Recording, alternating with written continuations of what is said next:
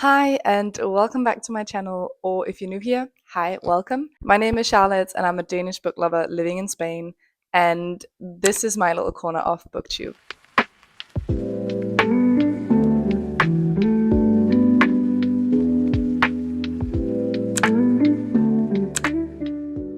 So it is finally time for us to test another book subscription box, and for this video, I want to test the Smut&Sip box, which is a UK-based book subscription that only just started in January of this year, and I am so lucky that I have been part of this subscription box since March. I think I received the book for March, so it's only 2 books that I have not received with Smut&Sip, and I'm not entirely sure what their launch book was. I think it was like a dark romance, and I know for a fact that they have just announced that they will be continuing that series with the author. So there's 2 more books to come out for that first book that they sent out with the first box. And the second book, so the book for February, was Face Off by Chelsea Curto, which is a book I very much disliked, but I know that it's a very popular book, and the edition that Smut&Sip made with it was stunning. So, I mean, I probably wouldn't have been mad to receive that. It's just, if I had received it back then, I wouldn't have known. Obviously, I would have read it after receiving it, but I wouldn't have known at that point that it was going to be a book that I disliked. So, anyways, so I have received quite a few boxes from this company now, and I'm still very much excited when I receive a box from them. I have a hard time figuring out if I prefer Smut&Sip or Fairy Loot, because both of them have just been smashing it out of the park these past couple of months.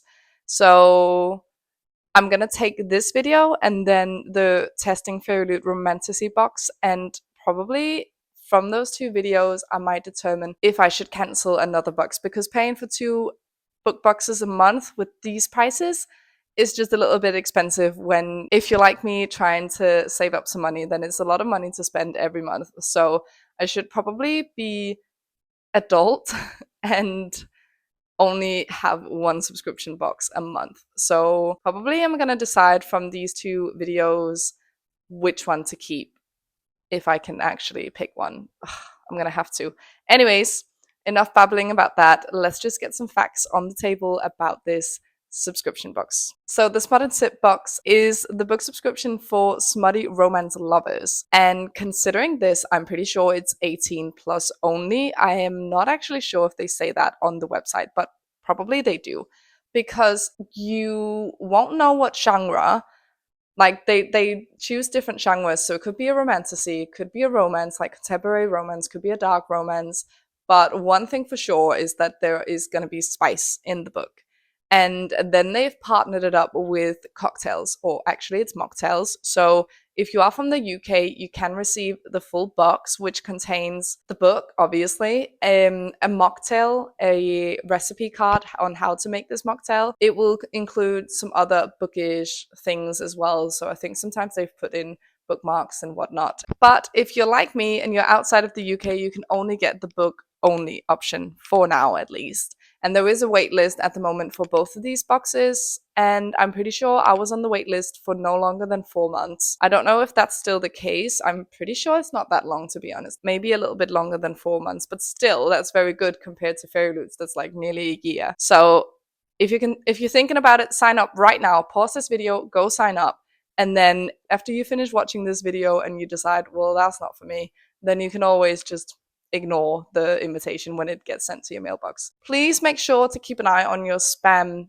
inbox, because that is where my invitation ended, and had I not checked my spam, I would have definitely missed the deadline for signing up. So make sure you keep an eye on that. I think it goes for the same with Fairy Loot. So obviously with this book subscription, you do get an exclusive edition of a book, and that could be a romantasy, like I said, it could be a contemporary romance, it could be a cowboy romance, it could be a dark romance.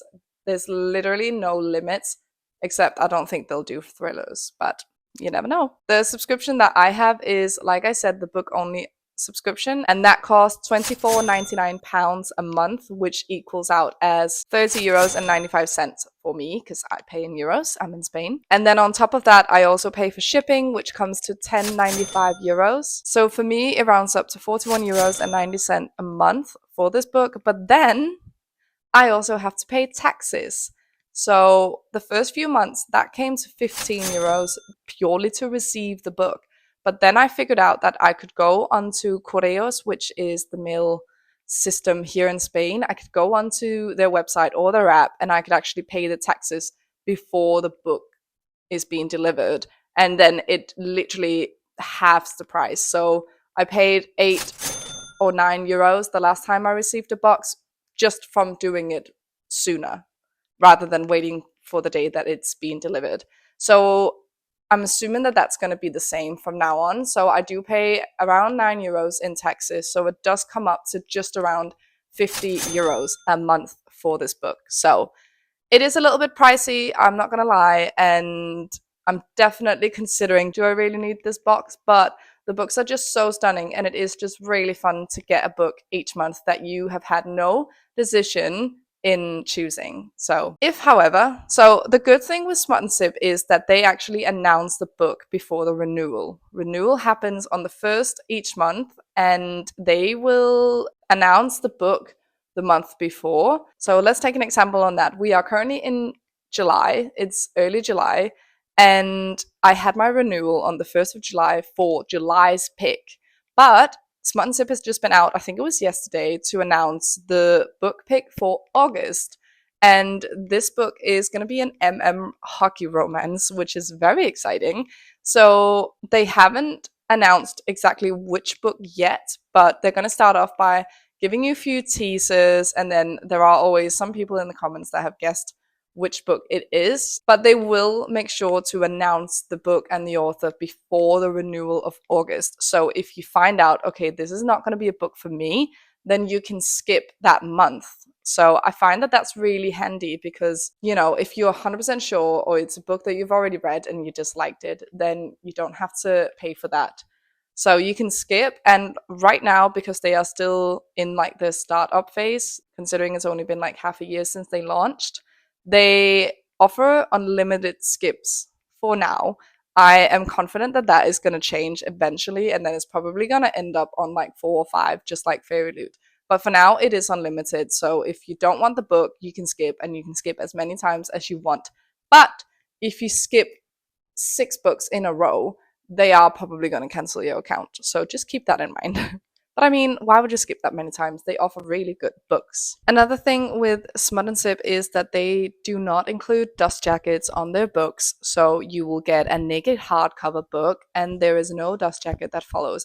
And to be honest, I actually think I prefer that. I mean, I don't mind dust jackets, and they can be stunning, and I like that there's an option of portraying your book on your shelf 3 ways in a way, because you have the naked hardcover, you have one side on the dust jacket, and then you have the other side on the dust jacket, and I think that's great. But when you're reading it, it's just annoying having it there. So I really don't mind that there's no dust jacket on the books, but preferences. So I think that is all the practical for now. If you do have a question that I haven't answered, then just ask in the comments and I will of course answer you. But make sure you watch this video until the end, because your question might be answered in the video later on. So for this video, we are going to be reading 3 books, and they are actually 3 different genres. So let me just find them for you. So first off, we have Atonement of the Spine Cleaver, which is a very thick book, if you haven't noticed. It is a romantasy, if I'm not mistaken, and I know nothing about this book, but this edition is so stunning. Smut&Sip really outdid themselves on this one. I am obsessed with the sprayed edges, and on top, it's just completely black. Same goes for the bottom. And then on the back, it says, "She burnt down their cities, now she needs their protection." And like I said, I don't know a single thing about this book. I know that it is a romantasy, and I've seen some of the other subscribers from Smut&Sip mentioning that it was a really good book. There has been a few mixed reviews though, so some people really enjoyed it, some found it dragging, and I'm intrigued because it is a very long book. I think it's It's on 632 pages, so this is probably going to take me a little while to read, but I am absolutely looking forward to it, and it is just absolutely stunning. Next up, we have Phantasm, not Phantasma, Phantasm. There is a difference because they are two completely different books, but this is a dark romantasy, I think. I don't think it's a fantasy. Honestly, again, have no clue. I don't know a single thing about this book except for the fact that this author is very loved and people seem to love this book. So I'm very, very excited. It is slightly smaller than the previous book. And again, this edition is just super stunning. I still think I preferred the Atonement of the Spine Cleaver just because I'm not really a pink, purple kind of gal, but still absolutely beautiful. And the sprayed edges as well. Again, on the top and the bottom is just absolutely plain. And on the back it said, "Oh wife, so naive and innocent in a world of hungry wolves." So I'm assuming that there is some sort of arranged marriage or forced marriage type of thing. So yeah, really excited for this one. Now, the next book I thought I would show in the box that it comes in so that you can see how it arrives and you can see what's actually included in the book only subscription. So let me just grab that. So just like any other parcel, if you were to order from somewhere, it will arrive in like a plastic bag. And this is actually to keep it anonymous because the box itself will say the name. And if people read Smut&Sip, they might think, what the has she ordered? So they do wrap it in this black plastic bag. And then when you open it up, you have this pink box that says Smut&Sip, and it's just very plain cardboard box, but it protects the book. So let's open it up and see what's inside. So again, it is wrapped with some paper, and then there is also some pink, I have no idea what you call that in English, but additional paper. I mean, it's these ones that I'm talking about. What do you call these in English? Let me know in the comments, because I really don't know. But anyways, they're there as well. And then you will find this, which is kind of, I think it's, yeah, so there is an author note from the author. And then on the other side, you have the recipe for the mocktail. So obviously I didn't get the full box because I am not in the UK. But I still get the recipe so I can go out and purchase the ingredients myself and make the cocktail if I want. So that's that. Then I'm pretty sure that this is not guaranteed in every book only box, but the past few boxes I have received some art, and each time it's been explicit. So not sure exactly how much I can show on the camera, but this is absolutely beautiful. The artist has done really well on this one, I will say. And then, of course, we have a book. And with this book, they've really, really wrapped it up well. I'm pretty sure that in previous boxes, the books weren't wrapped in bubble wrapper, but I'm very happy that they've decided to do this because it obviously gives an extra layer of protection for the foil. And yeah, so let's open this up. So if you haven't noticed my t-shirt, it is new. It is from Primark, and I wore this because I knew what book was going to be in this box, and I found it very fitting because our book is Bourbon and Lies, which is a small town, I think, cowboy romance. Well, actually, I'm going to be disappointed now if it's not a cowboy romance because that is what I've put in my head that it's going to be. But I know for sure that it is a small town romance, and I think this is probably my favorite book that they've done so far. Not only in the look of it, I think it's stunning, but also the artwork that goes inside the book and just everything. I'm so excited to read this. This book was already on my TBR, so I'm very happy to have this exclusive edition. And another thing I have not mentioned with Smut&Sip yet is that they were working on a continuing series. So this book is actually part of a series, and obviously they're not going to send book 2 in one of the monthly boxes. But they have just announced that their launch book, which is also part of a series, is going to be continued with them, with their special editions. So they are releasing the 2 remaining books of that series, but not as part of the monthly book box. Like, you can, as a subscriber, I think maybe even if you're not a subscriber, you can go and you can purchase those 2 books on their website. And I'm hoping that they'll do the same for this series because, well, I'm going to be careful here with what I say because I have yet to read this book. So if I dislike this, I'm probably not going to want book 2 and 3. But, anyways, yeah. On the back here, it says, "When I woke up with the taste of you on my tongue and the smell of you in my beard, I considered you mine." I do hope that they will do the same thing for the other books that they include in their monthly boxes. Obviously, that depends on the author as well, and the sprayed edges are just stunning. I think it's like a general thing with Smut&Sip that they only do some sort of design on this edge. They don't do it on the top and the bottom, which is absolutely fine by me because you're not really going to see it when it's on the shelf. Anyways, so yeah.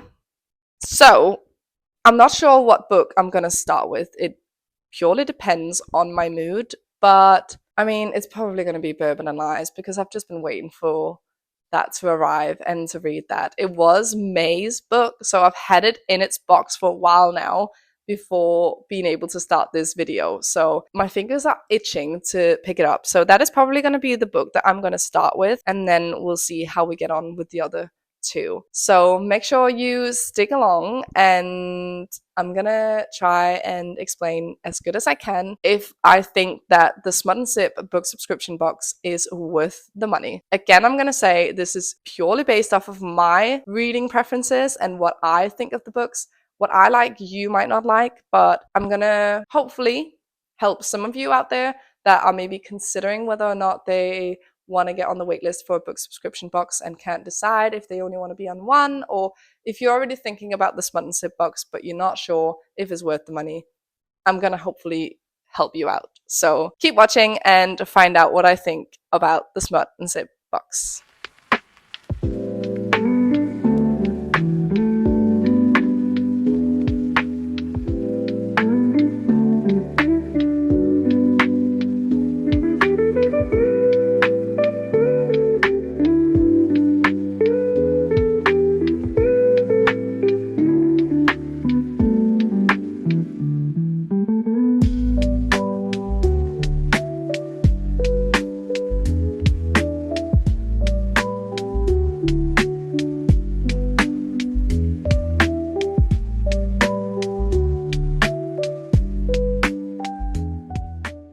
It is time for a little update. I have fled the living room because my daughter woke up from her nap. So I'm currently in our bedroom and I'm going to try to get through a little update before she finds out where I am and comes in. So I started reading Bourbon Lies yesterday. I took it with me to the pool and managed to get quite far in. And then I also read last night and I got to chapter 14, what is that page? Page 119. So I've made it quite far in. And honestly, I struggle to put this book down because I'm having such a good time reading it. I do find it a bit similar to a book I read recently by Candy Steiner, the Becker Brothers, book 1. I can't remember what the book is actually called. I know that they're named after like cocktails with whiskey or some sort of whiskey type of name. So there's like one called Manhattan, there's one called Neat on the Rocks. I don't remember, but it's book number 1 in the Becker Brothers series. And this is just kind of similar because both of the male main characters from those books have something to do with the distillery. So they both work at the distillery, and it's both like in both books it's kind of like family run. So that's given the same sort of vibes, but as for the female main character, it is quite different. So in this book, we meet Lainey, who is the female main character, and then we meet Grant, who is the male main character. And Lainey's story, I'm not entirely sure yet what has happened to her, but she's basically part of this witness protection program because she saved a victim from like a brutal killer who apparently is sort of like a cannibal. And she keeps talking about the monster, but then she also keeps talking about someone named Philip. And I don't know if they're the same person or if she's just been very unlucky with like ex-boyfriends and stuff. But anyways, she gets moved from where she's from. She's from New York. And she mentions quite early on that her father has passed away, and so it seems like that she has no one. That's the vibe it's giving, anyways. And she gets sent to this town far, far away by a female police officer who was very close to her dad. And she gets told that she's keeping her first name, which is Eleanor, but she's gonna go by Lainey. And her last name is changed, and she's like got a whole new identity, and she gets told to basically lie about who she is for her own protection. So from that, we can kind of gather that even though the criminal monster was caught, there's still like danger, and the female police officer won't really tell her why she still needs to be hidden. So, anyways, skip forward to where she arrives at this new town, a very nice house, and she arrives in the middle of the night, and we meet Ace, who is the male main character's older brother. So this is Fox brother number one, and we also meet Grizz, who is the grandfather, and he's so funny. He gives the vibes that he's a very like old southern man with good humor. So he's giving off vibes from the dad in like the Chestnut Spring series, is what I would kind of compare him to. But Ace is described as very, very handsome, but it's also immediately known that he likes to have women visiting, but only for the night. So he didn't realize that she was coming, but he is very close as well to this female officer who drops her off, and she doesn't tell him what has happened to Lainey, but he knows that something has happened and she just needs to stay hidden, and whether or not he can find out the truth is up to Lainey. And so far she hasn't said anything. So he just knows that there is something there, and he just needs to not tell anyone that that's why she's there. So she goes to bed. She wakes up the next morning very early because she still has like nightmares during the night of this interaction with the monster. And she goes outside to feel the grass under her feet, and this is the first time she meets Grant, who is grumpy as hell. And the first scene of the book is actually him as a police officer. He's in the present time, he's no longer a police officer, but the first chapter is from 5 years ago, where he unfortunately loses one of his colleagues, who also happens to be his girlfriend, I think. Well, I know that they were together, but I don't know if she was like a girlfriend or engaged or whatever. But Fiona dies, and this makes him quit as a cop. And 5 years later, he's working at the distillery his family owns, and he's been in and out of depression, and now he's just a grumpy guy. And he sees her with bare legs, only in Ace's t-shirt, and obviously they have an interaction there, and he immediately thinks that she's one of the women that has slept with his older brother, and he just wants her gone, basically. And she obviously isn't going anywhere, and then it just continues on as her basically settling in. She moves into a little cottage that's neighboring to Grant, and he does find out, like recently, he's just found out that that Ace and Lainey did not sleep together, and that is not why she's there. And Ace gives her a job at the distillery, and yeah, it's from straight on they're very attracted to each other, our male main characters. And basically, Grant, there's already been a scene where he's had to go home and relieve himself, purely from one interaction with her, which is a bit unrealistic, I would say. But I mean, I am very much enjoying this. I think I've just been in the complete right mood for this sort of book, which is, I will still say it's a bit of a cowboy romance, because she calls him cowboy and he does ride a horse, but does not wear a cowboy hat, and he claims not to be a cowboy. And to be honest, other than that, it's really got nothing to do with cowboys. They do live on like a sort of farm, but they are bourbon boys, and they do have their own distillery and a very, very international famous bourbon brand. So they're not really farmers. I mean, they do have horses and stuff, but other than that, they aren't really farmers. So don't know if you can say it's a cowboy romance, but it is definitely small town romance. We have also met Hadley, she's basically the best friend of the other Fox brother, who is Lincoln, and so far I can tell that she's definitely going to have a book as well, and the love interest is going to be Ace.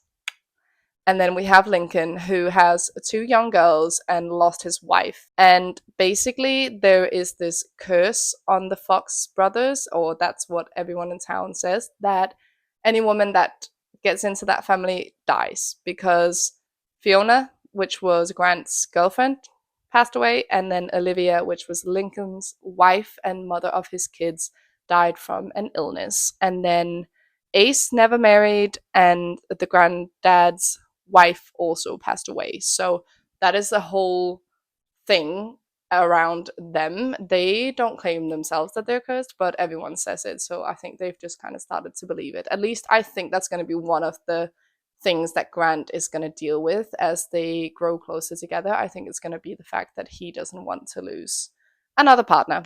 So, anyways, that's how far I've gotten so far, and I'm devouring it, and I can't wait to just get back into it. I think we're going down to the pool again today. It is Sunday, and Kaya loves the water, so we're probably gonna head down to the pool now, and I'll see how much reading I'll get done there. Probably not a whole lot, but then I'll continue reading tonight when she's asleep, and yeah, so far so good.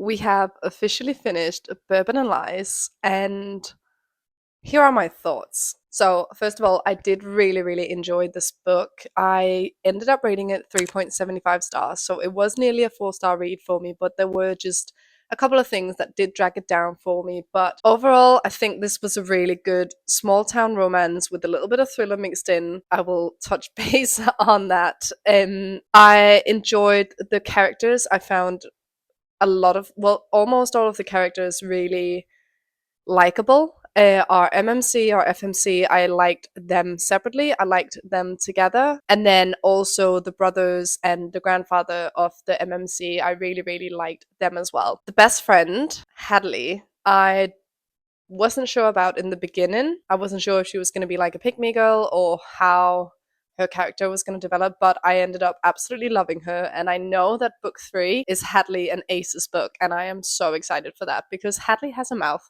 and she is not afraid to say what she means. So, very excited for that. We did also get a little bit of a hint of book 2, which follows Lincoln, which is another one of the brothers, and then a girl that's just started working in Hadley's bar. So very excited to read that as well. But let's talk about Bourbon and Lies first. So I can't remember if I've said this already, but these videos where I test these book subscriptions will have some spoilers. So if you don't want to know what happens in this book, because I will be spoiling the end, then skip over the next part because you're not going to want to know this. So I have like 3 points, I will say, that ended up dragging this book down for me. And the first one is that although I loved the relationship between our two main characters, I did feel like the I love you and the marriage, like the proposal, came a lot sooner than what was realistically, like what I felt like fitted into the plot line. I understand why they were going to get married because of them potentially having to move away, and he wouldn't have been able to go with her unless they were married because of WITSEC, witness protection. So I understand why he proposed, but I still didn't feel like, I don't know, I still felt like it was way too soon and there were other ways to have dealt with the situation. The second thing, which is a major thing for me, is that I felt like, although it had been 5 years, I felt like he hadn't dealt with the loss of his previous girlfriend, Fiona. She died 5 years ago, and anytime that she's brought up, which she is a lot, he gets really upset. Obviously, I didn't expect him to have forgotten it and not be upset about it, but a lot of the ways that that subject was spoken about, it just seemed like had she still been here, he would have not even looked twice in our FMC's direction. And obviously you can't think like that because that's not what happened. And yeah, but I don't know. It just, to me, it just the way that that subject was described throughout the book, it just didn't seem like he was ready to basically fall in love with another girl. Like maybe he was, but the way that he was saying like he had never felt like this before, but then it was kind of described as well, like how he had absolutely loved Fiona, and something just wasn't making sense there. Either way, I still understood how that was important for his character development, but I still think it could have been done in a different way. I'm not saying that I don't think that that should have been part of the book, because I definitely do think it should, but maybe just a little less focus, or at least a little, I don't know, just maybe done in a different way, I suppose. The third thing, and probably the one that drags it down the most for me, is the disappointment of the thriller plot in this. I actually really enjoyed it. The beginning was really good. You know, throughout the book, we had no idea really what had happened to the FMC. I was really confused because I couldn't figure out if the monster and Philip was the same person. And initially, I thought that she had been held captive, but obviously, I found out that that wasn't the case. And so, if you haven't read this book, basically, our FMC saves a girl from a murderer, a serial killer, actually. And because he's basically been under witness protection as well because of a previous situation, he's not caught. Like he's just let loose again, and so she needs to be under witness protection. And the agent that helps her in this is one of her father's previous colleagues, and her father was an FBI agent. He's dead now. And it turns out that this agent is also the mother of Fiona, which was our MMC's ex-girlfriend who died 5 years ago, to the same killer, we find out in the end, by the way. But so she brings our FMC to Fiasco, Kentucky, which is where this takes place. It's the town where this all takes place. And this is obviously where she meets Grant, which is our MMC, and they, start seeing each other and blah, blah, blah. And throughout the book, we do get hints of what happened that night, and it's a little bit hard actually to understand exactly why this killer hasn't been caught and how on earth he could just been allowed to just basically walk free. But that's just how it is. And obviously, at the end, we, as expected, do get some sort of conclusion on that matter. And obviously, this killer turns up in a cafe where our MMC is sat with the father of his ex-girlfriend, Dell, who is one of his good friends and previous colleagues when he was a police officer. And he overhears this man saying to the waitress, "Oh, have you seen my sister? She goes by Eleanor or Lainey." And this was another thing. So she goes by Lainey in this small town, which is actually her real first name. Like her real first name is Eleanor, and she's only really used Lainey with her dad and then her ex-boyfriend. So not many people should really know it, but still, you'd think that when she goes in witness protection that she'd be given like a completely new name, like nothing to do with her old name. So anyway, so the killer comes and he asks for Lainey, and our MMC hears this and immediately thinks this is the killer, and he goes to get her, but the killer follows him and shoots him. And then the dog goes to find Lainey, and he follows the dog, and she's alone in like an old part of the distillery, I think. And so she comes head to head with this killer, and he's about to shoot her, but then the dog goes for him and gets him down. And up until now, it's interesting. It could have been, probably, like, the tension of it could have been dragged out a little bit more, I feel like, to make it even more intense. But I was enjoying it this far, until the way that he gets dealt with is that there's a snake that bites him in the ankle again and again and again, like a poisonous snake. And that's basically how he goes down, and she escapes, and then the whole thing blows up because he's dropped his gun and it's gone off, and obviously they're in a distillery, so it's full of like old whiskey. So obviously the place is going to blow up, and that's how that's concluded. Then he dies, obviously, and that's that. And I just felt like that was just such a way to finish it. Like, no, like there was a tiny little bit of action, but not really. And I mean, our MMC was a police officer, okay, 5 years ago, but he just ran straight at this man who had a gun. Obviously, he's gonna shoot you. Like, think about it. I don't know. It just felt like the ending just needed to, like, it just needed to finish, and I just think it could have been done better. So that's that.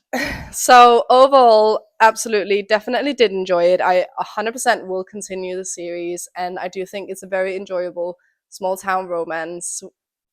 By the way, not a cowboy romance. I will take that back. She does call him cowboy, and they do have horses, and yeah. But other than that, that's as far as it goes, cowboy wise. So wouldn't call it a cowboy romance, but it is definitely a small town romance, and I'm very excited to read the next two books. I think I have a feeling that number three is probably going to be my favorite, just because I love the two characters that that book is about. So 3.75 stars. So a good start, I will say. Now, I think we are gonna move on to Phantasm by Harley Beck. And this is a dark romance. I am not entirely sure if it's got some sort of fantasy in it. I don't think so. I think it is just dark romance. And from what I know, I think this author mix a little bit of horror into it sometimes. I'm not entirely sure, so correct me if I'm wrong, but I think I will start this today, and this one is just under 400 pages, so it's more or less the same size as Bourbon and Lies, which was, yeah, just around 400 pages. So yeah, so next time I see you, I will have an update on my process of reading Phantasm.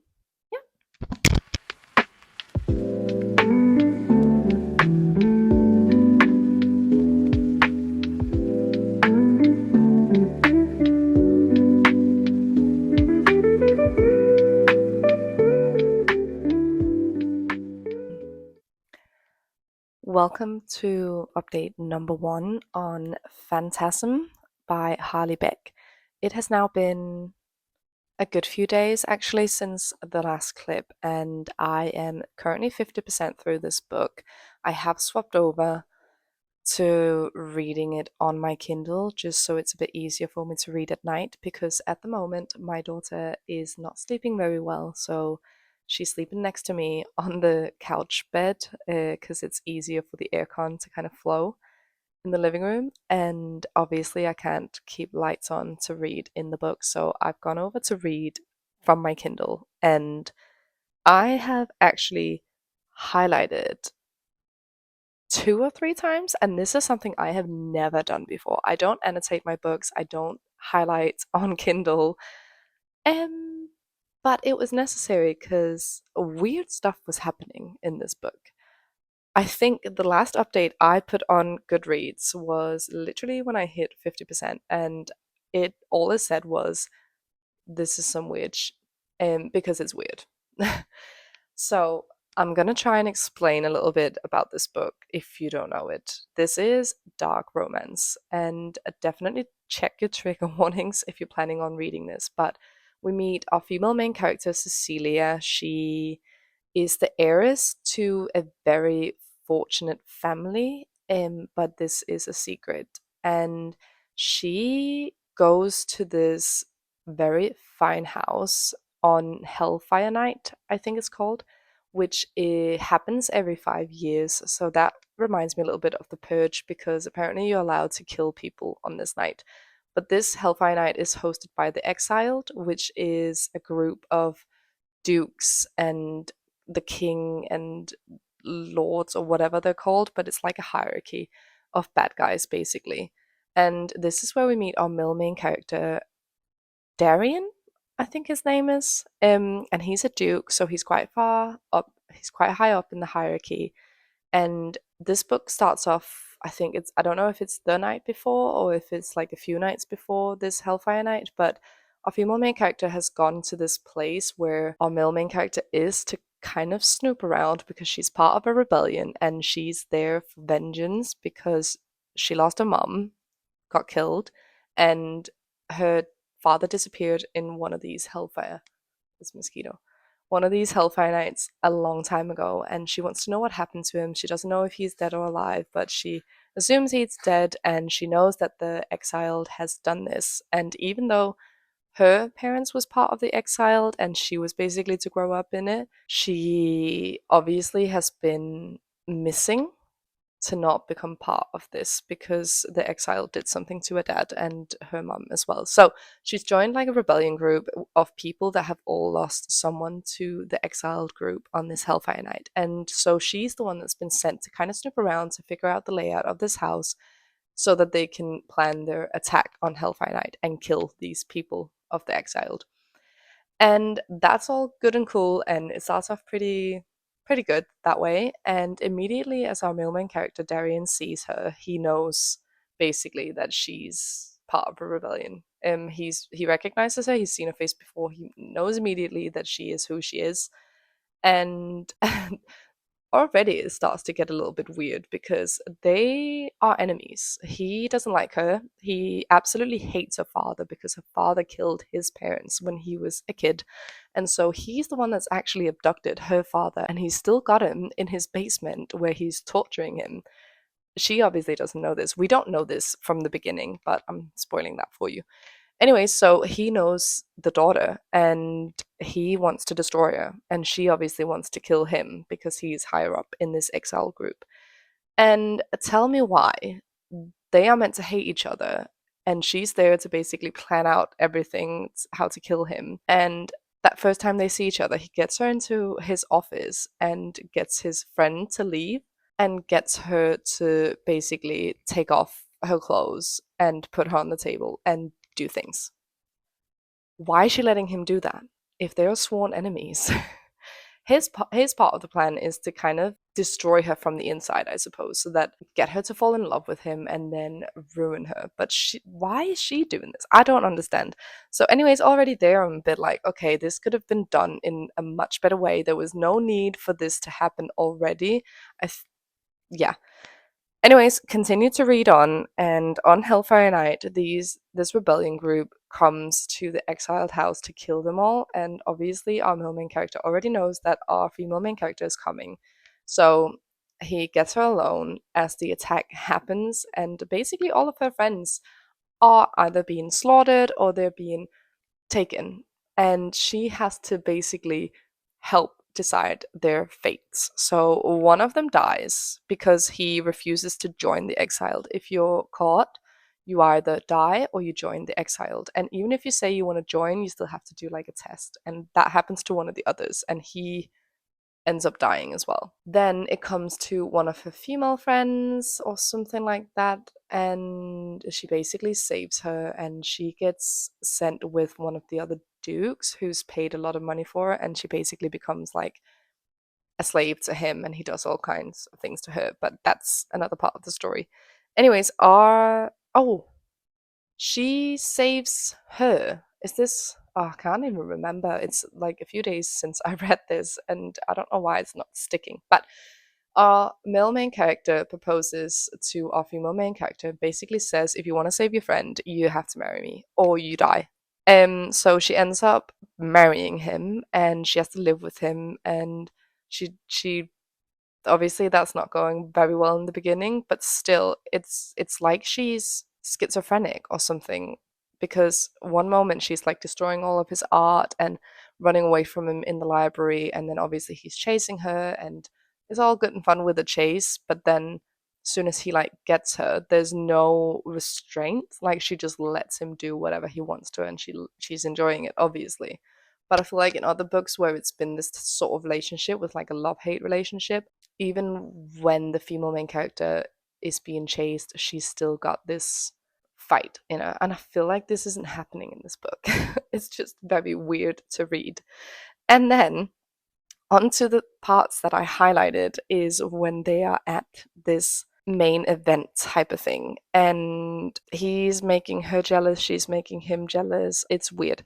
And he takes her to a room with two of his like guards, and basically he makes them watch while, well, he makes them spank her, and in some sort of like sharing moment, and I didn't buy that. It was weird. And as soon as that's like done, he he does something to them that isn't very nice. So he kills them, by basically cutting off a part of their body that's very important to the male species, basically. And I was just so grossed out by this. I know this is a dark romance, and I don't really I can read horror and dark romance and people being killed and stuff like that, but this was absolutely unnecessary. I didn't understand why this had to be in the book, and I can't say this on camera, but basically, this is a an intimate scene where they're using toys, and he says, "I have to say, Mrs. Delacroix, Delacroix. I'm not even sure how to pronounce their last name, but I have to say, Mrs. Delacroix, you look a mess with a." No, I can't say this, but just know that it's so weird. And my note to this highlight is, so I wrote like a note to this highlight, and it says, I fear that if anyone saw me reading this sentence, they would put me in a mental hospital. That is how weird stuff is getting. And yeah, I mean, I feel like just sitting here talking about it, people must think I'm insane for reading this type of book. I like dark romance, and I don't think you should be ashamed if you like that sort of stories. And even if you like this book, I'm not judging. It's just, for me, there's like a lack of plotline, and I don't believe the characters because they're like going back on their words. It's just not really making any sense. I There were some parts up until now that I've enjoyed, but not much. And I actually read a review of someone saying that they enjoyed the first half part of the story, and then it was like the two main characters just completely lost their personalities, like their character traits just was out of the window. And even though I'm only 50% through this book, that is actually how I'm feeling already, because yeah, there's not much else to say. I'm not enjoying it at the moment, and I think that's why it's taken me a little while to get through. I will, however, get through it. I don't feel the same as I did with Gifted and Talented in my Fairy Loot adult book subscription testing video. I had to DNF that one. If you haven't watched the video, I DNF'd it not because I thought the writing was bad, but just because it was so unique and not something I was used to, and it just wasn't a writing style that I could get on board with. So that is why I DNF'd that one. Even though I'm not enjoying this book very much, I will still continue reading it because I do kind of want to know what happens. I know there's a book two, and I already think I know who book two is going to be about. And potentially, I will read that as well, depending on how the last 50% of this book goes. Let's see. But just wanted to give you a little update that so far I'm not really loving this book. And to be honest, if it doesn't get much better, I am tempted to give this book to someone else or sell it on to someone that would appreciate it more, because it is a very, very beautiful, stunning special edition book, and I'm sure someone would appreciate it much more than me, because to be honest, at this rate, I probably will never pick this up again. So that's where we are at the minute. Probably not much reading today, but I definitely will continue reading this book. And yeah, I'll see you in the next clip. Hello, welcome back to another update. I don't think that I have updated you on finishing Phantasm, but I did actually a little while ago now. So since then, I've been in a bit of a slump. I've read two more books, two more books since then, and for some reason flew through them. It was two small town romance books from by Candy Steiner, and now I'm back in a slump, and I desperately want to get out of it, but I don't know if it was Phantasm that actually put me in a slump, or if it's just because there's so much going on in my life right now that I barely have time to actually sit and read. But let me tell you, I should have just DNF'd Phantasm, because that was not for me. I love dark romance, and this book was just, for starters, too weird. Second of all, it was like I was reading two different books. The first 40% was like one story, and then the characters just completely like went away from the people that we'd gotten to know the first part of the book. And the things that were happening was just like so weird. I felt like it was a completely different story. Like it was still within the world and with the same people, and you could kind of see the things happening would happen, but at the same time it was like it needed to be a sequel or something completely different. It just, for some reason, it just didn't make sense to me, and I ended up rating it 1 star. I can't even remember what I wrote in my review, but I was just so disappointed by this book. And I know that it's a duet, like a duology, and I will not be reading the second book because this was just not for me. I have heard really, really good things about the author and some of her other books, so I probably will still give her books a chance, but yeah, this was just not it. And that's really all there is to say about it. I just did not enjoy it at all. So yeah, so I would happily just move on, and considering it's now been a little bit of time since I did the first part of this video, I actually have a little bit of a change because initially I was going to read as the third and final book in this video. I was going to read The Atonement of the Spine Cleaver by F.E. Rice. And I might still, but since then I have also received from Smut&Sip. Yikes. Yikes. I have also received The Cruel Dark and Lover Duet by Bea Northwick, and this is stunning. And I believe that this is some sort of gothic romance. I don't know if it's a bit of fantasy as well, but this is an option as well. And then just yesterday, I got this in, and this is The Saint and Sinner Duet by Harmony West, and this, I believe, is a dark romance as well. And really, I don't know much about this one. I think it's got something to do with stalker vibes, teacher, student, I don't know. But these are the options, and instead of, I was actually going to stick to The Atonement of the Spine Cleaver to make sure that I had some fantasy tryout, because I've now done a small town romance, I've done a dark romance, and so it would be fun to do a fantasy as well. But I don't want to go back into a slump if I don't enjoy it. So I am gonna choose between these three, and the way I'm gonna decide is I'm gonna check on Goodreads and see which one has the highest rating, and that's the one we'll go for. So wait here. I'm gonna go over there to my computer, check my Goodreads, and see which one of these three has the best rating. And that's the one we'll read. Okay, so I have checked Goodreads, and actually, it is Atonement of the Spine Cleaver that has the highest ratings, but it's also the one that has the lowest amount of ratings. And Saint and Sinner, which I've based this off of the first book in the duet, Her Saint, I think it's called. Her Sinner? Her Saint is the one that actually has the lowest rating, but it's also the one that has the most amounts of rating. So I've took the 3 books and I've asked Gemini on Google to, based off of both the general rating and the amount of ratings, to find out which of the books actually has the highest ratings.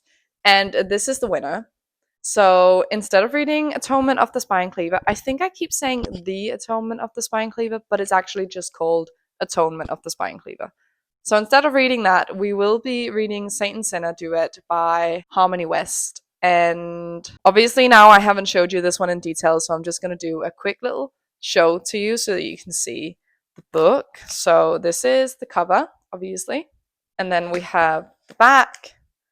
And on the back it says, "If my tongue is evil, then let me help you sin." Okay. And then we have some character art on the inside. And I think we have some explicit, yeah, character art on the back. Can you see that?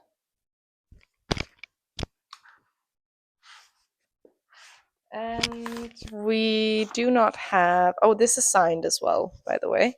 We do not have a blurb, so we're just going to dive into it. So this is the book that we will be reading next, which is going to be the third and the final book of this video.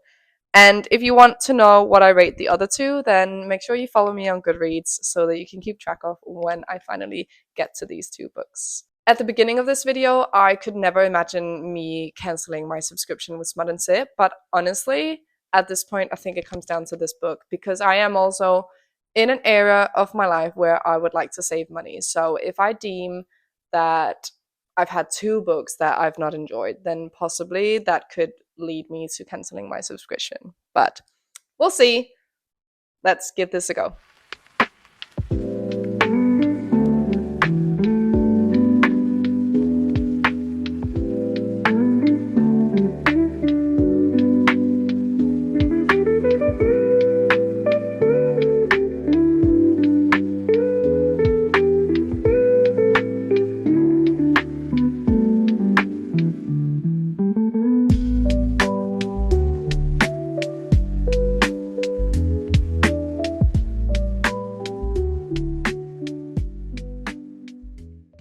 Guys, I am afraid I have some bad news. It's been a little while since I last updated you. I have, since my last clip, been to Denmark. I've been on holiday.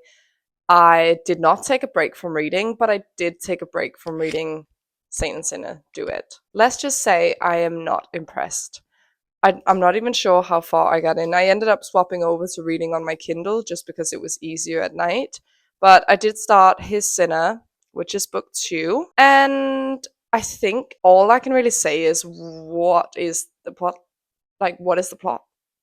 Nothing's happening. For some reason, I could get through book 1, but book 2 is just so cringe. I can't do it. Hello. Anyways, I'm so bored, I'm so cringe, and I'm not enjoying myself, and I keep reaching for other books. So I think I've had to come to the devastating conclusion that this is going to be a... That was not good. Basically, I've come to the conclusion, the devastating conclusion, that this is going to be a DNF. I did finish the first half of the book, which is basically book 1, and I've gotten probably about 20% in, maybe 14 actually, only in book 2, and it's just not for me. So this is a DNF. I am planning on selling this on for the price that I basically paid for it. So if anyone's interested, this will be on my Vinted. And that sadly rounds up this video. And honestly, I'm shocked because starting this video, I was 100% sure that I was just going to be obsessed with every book that I read because I'm so impressed with this subscription box. And unfortunately, that is just not the outcome. I liked the first book I read, which was Bourbon and Lies. Is that what it's called? It's been a while since I read that now, but that I really enjoyed. And that I still kind of think about and can remember what happened.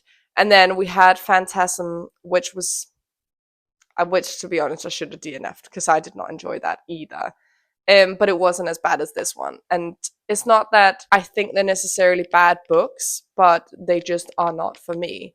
And I don't know if that's because my reading preferences has developed so much within the past year that books I knew I would have liked a year ago is just not doing it for me anymore. So perhaps that's why. But yeah, 1 book out of 3 I would say I enjoyed, and that still wasn't a 5-star read. So, to be completely honest with you, I am considering canceling my subscription with Smut&Sip purely because let's be honest, how many books have I received from them now? I've received the first book I received was March 1, and now rounding this video up, we are in September. And I did skip August and September books just because I don't think they would have been for me, especially looking back at reading this one and Phantasm. And then I'm just a little bit nervous that they aren't really going to be to my liking. So for some reason, now I'm just sat kind of waiting for a book announcement for a book that I already know, not necessarily that I've read, but a book that I know is well and truly loved. And then I will probably get that. But yeah, I've got 2 books still that I haven't read, which is Atonement of the Spine Cleaver and The Cruel Dark and Love a Duet. And honestly, Atonement of the Spine Cleaver, I'm considering just making a pass on, just because I've not been in my fantasy era for quite a while, and I don't want to get into a slump again. I just got out of a very long slump, so I'm considering just not reading that. But the other one, The Cruel and Lover Duet, I am definitely going to read, and hopefully that will be to my liking. But I'm not going to do that in this video because I'm not itching to pick it up right now, and I've got some other books that I would like to read first. So we are going to round up this video by me concluding that I'm honestly not sure Smut&Sip is worth your money. It probably is if you're, well, it is if your reading preferences doesn't exactly align with mine. I don't think you'd enjoy these books if you have the same preferences as me, because I did not enjoy them, except for the first one. Right, I did actually finish filming my video for testing this Smut&Sip book subscription, but I'm currently sat editing it, and I just wanted to come on and add a little thing because I feel like I've been quite hard on the subscription, which definitely wasn't my intention because, like I said, the first book I really did enjoy, and then I think I was just unlucky with Phantasm and Saint and Sinner Duet, and they just weren't for me. So I think rounding up the video, that's obviously what came across because I just had like not the best experience with those two books. But they have just announced the book for October, which is, well, no, they haven't actually announced the book, but from the clues, it is 100% sure which book it is. And it is a monster romance. It's Soul Eater by Lily Mayne. And I think I've read like one monster romance before, which was Her Soul to Keep, and I loved that book. And so I was really intrigued by the clues that they were giving and what people were saying in the comments, that I actually ended up going and downloading it to my Kindle. And I am still in the middle of reading it, but it is one of those books that you just cannot put down. I'm having such a good time reading it. It is definitely outside of what I usually read. It is a monster romance, like I said, but it's also an romance. So monster romance in itself is already kind of out of my comfort zone, and also romance is only something I've read once before, and it was, don't get me wrong, it's good. But it was just like, okay, this is new, this is fun, I'll give it a go, and it's so good. So I 100% will be getting that book, and I cannot wait to see the artwork for it. I just know it's going to be great.